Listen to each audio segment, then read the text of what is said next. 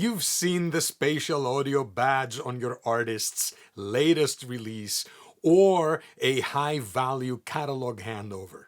You put on a pair of AirPods, hit play, and underwhelming. The vocals feel lost. The drums that used to hit you in the chest now sound like they're coming from the end of a long hallway. Most importantly, the soul of the record, that specific energy that made the artist, is now gone. Fans complain, I get it. We can choose to ignore them or listen. Sometimes, especially for deep catalog titles, they know the music better than anyone else, maybe even the artist included. So I will bow to them and just say they are not complaining, they are reacting to a series of technical and administrative failures that are currently plaguing the immersive music market. I'm Pat Mavromatis, and I have mixed in Atmos iconic records like Roberta Flack's Killing Me Softly and Feel Like Making Love, from the original multitracks, by the way, and you will see later in the video why I'm mentioning it here and why it is important. Today, we're going beyond the hype and into the human brain, and no, I'm not gonna go all neuroscientist on you. And we will look at the AirPods Test, or why your immersive catalog sounds bad on headphones. And we'll also look at some important mindset and specific production shifts required to remedy the whole situation. The generic ear problem, erasing your identity. The first reason your fans are hitting the skip button is due to an identity mismatch. Let me explain.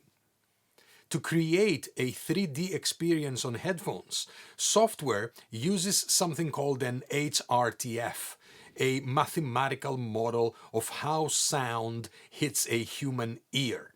But here's the problem. Every human ear is as unique as a fingerprint. Currently, the industry relies on generic ear profiles. I've heard them being called the older white male profiles, if you know what I mean. Anywho, when your artist's music is pushed through a generic filter, think of it like an equalizer, that doesn't match the fan's actual head, torso, and ear shape, and the result is tonal coloration. Things change. The artist's voice might literally change.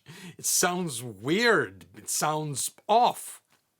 Let's look at the strategic fix. We are moving toward personalized profiles. New technology now allows fans to use a simple image of their ear to create a unique profile in seconds. And when I'm talking about ear, I'm talking about this whole thing, right? Your head, your ear, and your part of your torso area. So as an A&R or artist manager, you need to ensure your production team is monitoring these mixes through multiple profiles, not just one, to ensure the artist's identity survives the translation to headphones. The hole in the center, where the groove goes to die. In a traditional stereo mix, the lead vocal and the groove, the kick and the snare, live in what we call the phantom center, a psychoacoustic phenomenon that most are familiar with. Same sound coming from two speakers left and right sounds like it's coming from the center, where in stereo there's no speaker. It's solid, it's impactful, it's familiar. Well now, after nearly 1,000 years of stereo, it would not sound familiar to people listening in mono back in the day at the dawn of the dinosaurs, but I digress.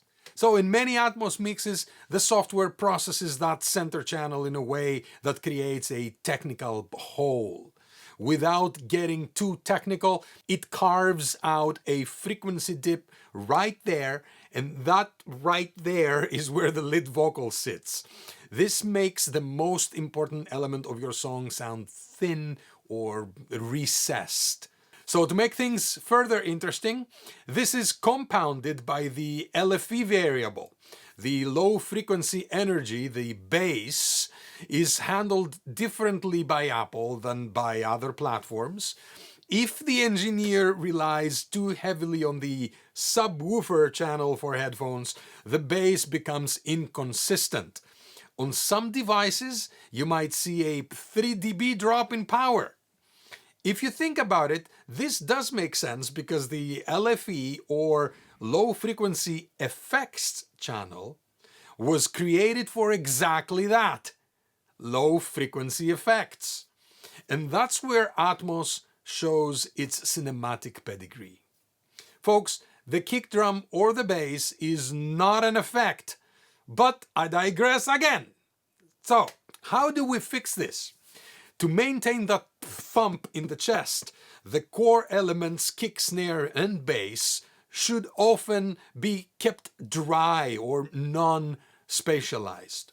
By keeping the core of the record anchored and static, we preserve the impact that genres like hip-hop, rock, and pop depend on. The administrative trap. Why Stereo Plus is failing. This is the part most engineers won't tell you. A lot of Atmos catalog mixes sound bad because of label administration. So sorry, my label peeps. Frequently, A&R or management demands that the Atmos mix strictly mirrors the stereo reference for the sake of familiarity. This forces the engineer into an administrative mindset rather than a creative mindset. When you treat Atmos as a technical checkbox, where you just move stereo stems into a 3D room, you end up with just a reflection of the original, a head mirroring fallacy.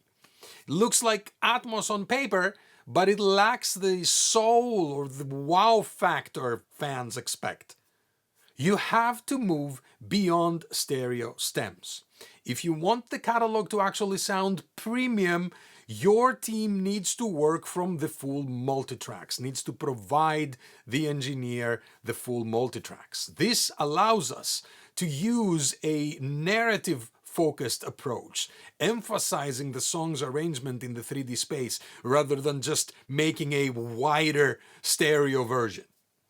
For new releases, the main solution and the way the industry is moving, or at least so we hope, is Immersive-First, where the stereo is a byproduct of the immersive mix and not the other way around. It was only recently that a client that was not even aware that this is possible, which is another issue, but maybe for another video. So they sent me a couple of songs to do in Atmos. Thank goodness they had the multitracks. So I suggested this workflow to them.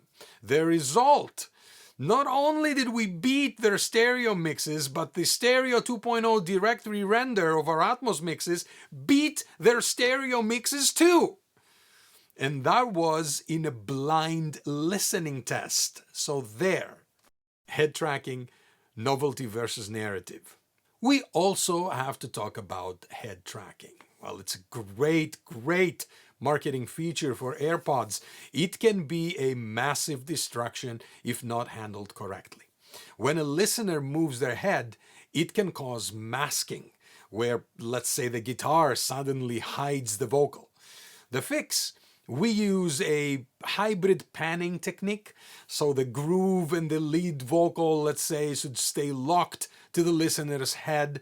This prevents any disruptive frequency shifts.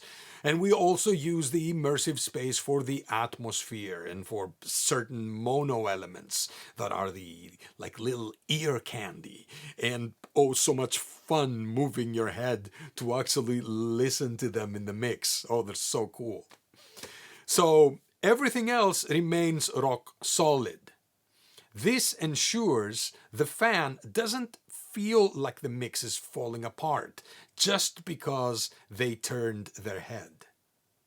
And if you think about the future a little bit further down with formats like the ASAF, the new Apple format for Vision Pro, where you get 6 degrees of freedom, where you can actually walk through the music, things are going to get really, really, really interesting in how things are placed in the 3D field. But again, that's the content for another video. If your catalog is currently underperforming in spatial audio, it's time to audit your delivery strategy. It's a brand liability, not just a technical glitch if your Atmos sounds bad. It tells your fans that the immersive version is a budget byproduct rather than a premium experience. So let's recap. To fix bad Atmos experiences on headphones, we must understand the intricacies of immersive audio and educate all parties involved, from the artists themselves to the fans. Prioritize the binaural listener. Monitor on all sorts of consumer headphones as well, not just control room speakers. Protect the core. Keep the kick, snare, and vocals impactful and dry to avoid that hallway effect. Choose creative over administrative. Stop mixing to match and start mixing to expand. If you have a major release or a high-value catalog that needs to pass the AirPods test, do not leave that to chance. Click the link in the description to request a project briefing. We'll look at your assets, set up a plan, and ensure your artist's identity is protected in every format.